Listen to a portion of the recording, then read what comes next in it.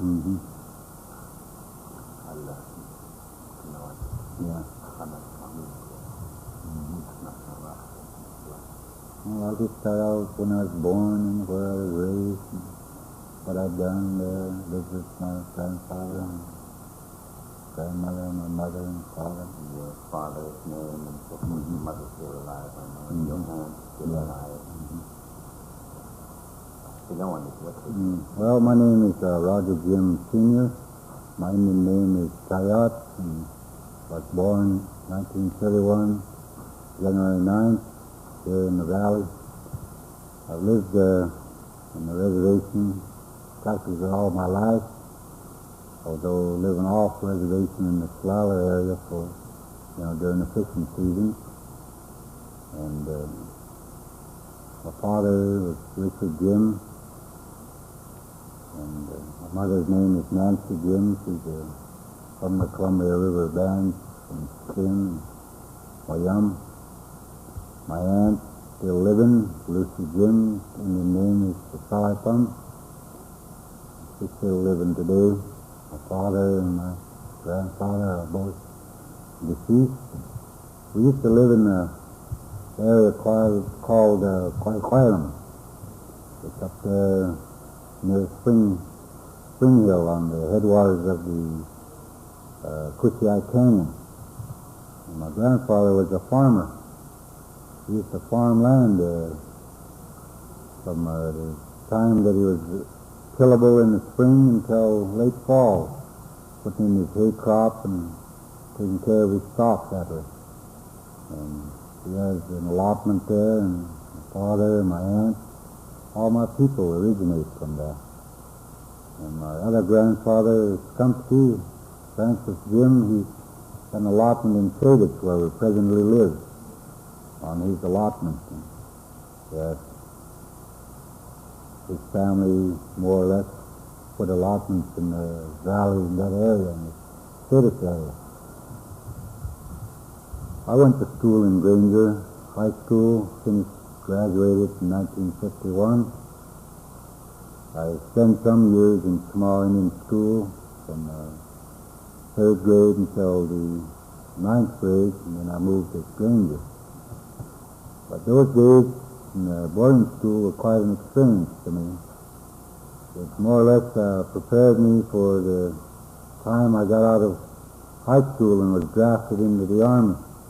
It seemed I could march better than the other inductees that were there because of the military type of atmosphere in the Indian schools in the 40s and 30s. So that I was quite able to get along in the military service. But I spent some time in Korea as a paratrooper in the 187th Airborne, and spent 2 years in the service as a draftee. But today, I am a tribal councilman. I represent quite a majority of my people on a day-to-day basis, just even to the very social problems that they are involved in, and then to work for them, defending the rights that they have within this reservation, the treaty rights, land rights, and various rights that they have, right down to the present human rights that they have to contend with every day in whatever it is in everyday living as of the citizens today. But reflecting back on my childhood, I spent most of my time on the range as a wild horse chaser. Seemed like my father, my grandfather made a living off of wild horses, other than my grandfather and father being farmers in the dryland area. And then in the fall we spent some time on the Columbia fishing to sustain ourselves through the winter with fish and some of the deer that were killed during the fall, and the roots that my mother and my aunt dug for winter sustenance and food. And that in short is just a short look at my life as person. My 40-some years in this country, in this world, has been quite a life. I've been a member of the Indian Sacred Church for 10 years. I owe my life to it because of the way that I had lived before. I had realized in that 10 years that there is a spiritual thing that keeps an Indian alive in respect to the other spiritual religions that the Yakimas have and all the other tribes around us that believe in the spiritual way of life. And I think that this has been one of the religions that I participated in it has a major factor in my life. And the other religions that exist around us, I respect them. I know that there's a way of life for our people, and that they must respect that way and live accordingly to their teachings. They'll have a long life. That is just another short part of looking to my life as a Yakima today. As a councilman, I have done as much as I can in the 7 years as a councilman. What's your opinion on Longhouse religion? Longhouse religion has been here a long time. It originated long before the sacred religion did. And I've never really actively participated other than just joining in the feasts and the ceremonies. I have a great respect for it. I've seen a lot of people that they live in the way they believe. It has been beneficial to them. Were you ever exposed to Indian doctors? Oh yes, I know. What are your highlights on Indian doctors? I had an uncle from White Swan. He was a big Indian doctor. And when I was very small, he used to come to our place up in Park Island and help my grandfather, my aunt, and whoever was sick. But being part of the family, I don't think he was, charged as much as any doctor did. But it is a spiritual thing. It is a gift to the person to heal, to help a person, which I think was at that time something that our great Maker had made available to our people in order to exist in this world. That it was a gift from the great Maker to keep one another alive. What's your opinion on the white man's religion? That is, I just want to probe into that, what you know about white man's religion. Well, to look back on the 10 years that I spent as a Shaker, I realized that the Shaker religion was the closest thing to Christianity, as white man's religions are. They base their religion on the Bible and what was supposedly happened in the rebirth of an individual and the bringing of the Word and the Ten Commandments and such to the people in order for them to, overcome the dark way of life, what we consider sinful. In their language, it's a sin to be a drinker and whatever, adulteress and whatever else that they consider sinful. And I think the white man religion is something that belongs to them. It doesn't belong to the Indian. The Indian have their own religion. The Indian's religion was a hard, fast rule.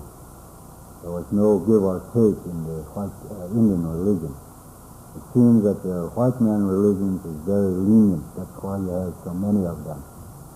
The religions, they branch off from one another. Although they have one base religion, then you have several other little religions that base their doctrine on that one religion, say like Protestantism and Catholics and whatever, maybe even the Mormons. And I contradict a lot of the Mormon way because of the fact they try to claim the Indian as their lost tribe. But the Indian never was lost. They had their own, and they still have it today. And I think it's the only culture that is right in its own basic way yet from the very beginning that they received it, which is your Indian religion, your way of knowing that everything was made for the use by them. Like everything that is grown today was for a purpose, and Indians were put here for a purpose, and I think they've shown that purpose today. On another subject, were you ever exposed to Indian medicine, herbs, and so on, potions? Oh, yes. You know, when I was very young, there was no way to get to a doctor for a cut or whatever. And some of it would seem vulgar to the dominant society today. If you really cut yourself, you would put something on it, or you would even go so far as to urinate on it to cut the bleeding. And these things were, you know, looked at as very primitive or backward, but it was a means of saving the tissues or whatever by doing that. And there was potions made to say help you forget or something, you know, things like that. There was some things I don't know about even myself, you know. But there was medicines made from the bark, or medicines made from pine needles for cold, or fern needles made for cold that you would, and tea made from it, so you could drink it so it cut the coughing and the congestion in your chest and stuff like that. Those things which is kind of like everyday remedies. But the Indian people has a lot more to contribute in remedies than the medicines you find in drugstores today. Have you ever heard of anybody obtaining spiritual power that you know of, like Swati or something like that, you know? How do you come to acquire such a gift of power? That's something that's hard to answer in the sense of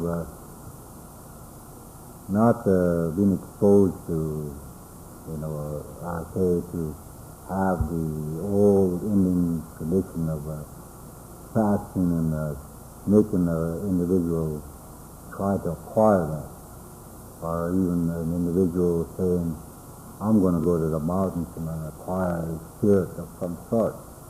But I can imagine by just the spiritual exposure I had as a shaker, I could see that the individual that we were working with and helping did have something other than just an ordinary person, because of the spiritual contact you have when you're under the power of the sacred religion itself.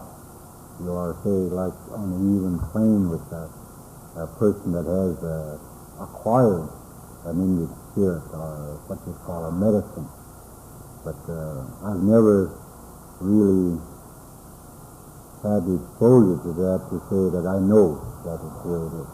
But I could just say that I've known people to have that spirit that could heal. It must come from somewhere, whether it's an animal spirit or a spirit from, you know, a healing power from God or the great nature. And that's the only way I could say. And I went to Indian gathering where they show that, like the smokehouse on the coast, where people are novices and there are people that are in different categories of, say, having a spirit. The novice is trying and dedicating himself to acquire his spirit. And they have certain rituals to go through in the smokehouse. I've never really been to an Indian medicine dance to know, other than to participate as a dancer and to witness the way they sing and the way they dance and the powers I could not explain about. That's about as far as I know about Indian doctorism. I think that's all I have. All the questions that I can't read that. Yes, I speak it a little bit. कुछ नजर नहीं scheme समझ को खलक या थोनी समझ तो भाई समझ देखने को ना माँ को न खाना सानम खुश या थोनी समझ That's why that I don't really speak my Indian language to my people, other than just personal contact with them. Then I can speak to my aunt, my mother, or talk with my friends, because they can speak it. Then I'll speak along with them. That's Kitsat language. No. Isn't that right? Kitsat or Kin or whatever you call it. Wayam language. Wayam. Yeah. Yeah. Mostly Cranberry River Band. Yeah. That language. Yes. Mm-hmm. Anything else? Okay, that's about all I have. I think that I ran out of questions myself too. Mm-hmm.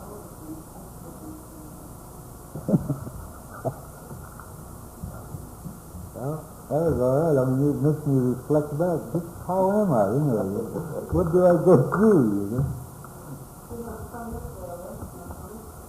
Oh, yeah. You can write phonetic. That was my aunt's father.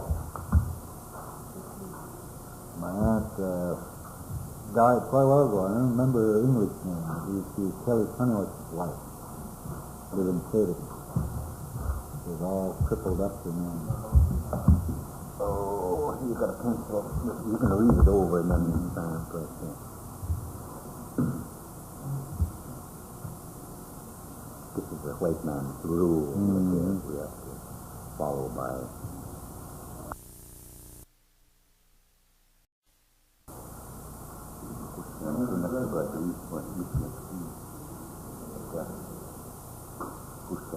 Mm-hmm.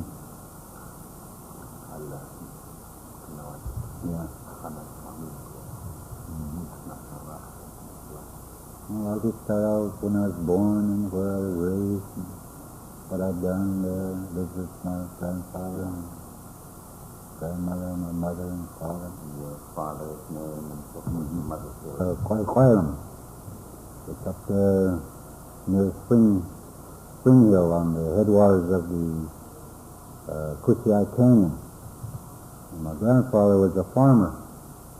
He used to farm land from the time that he was tillable in the spring until late fall, putting in his hay crop and taking care of his stock that way. And he has an allotment there, and my father and my aunt.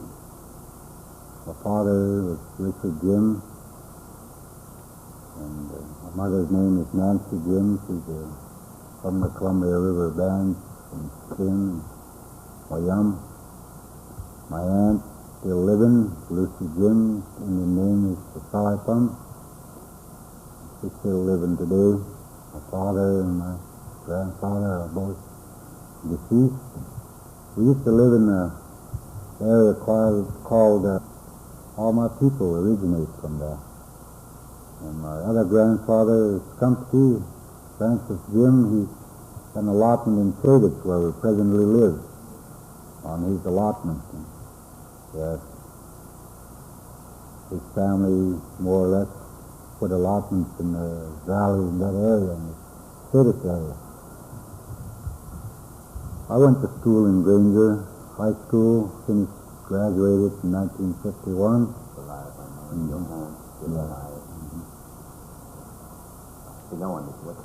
Well, my name is Roger Jim Sr.